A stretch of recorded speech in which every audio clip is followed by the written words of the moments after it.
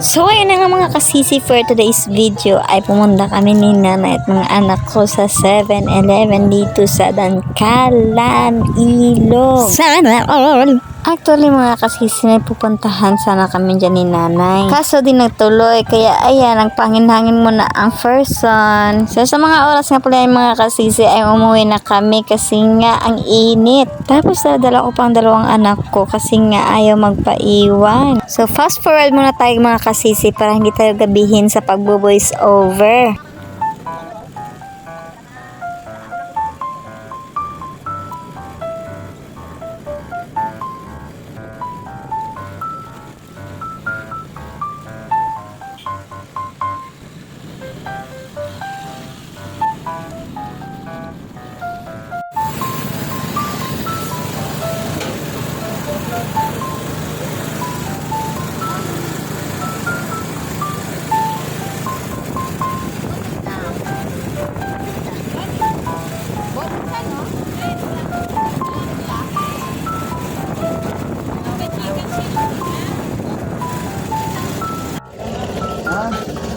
Đó.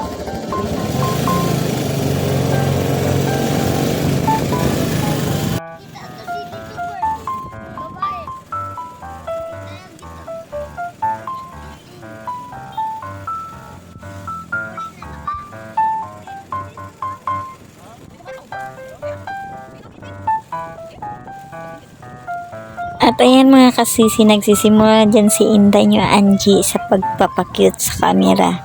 Ayan. So ayan lang mga kasisi, bukas po ulit ha. Paalam!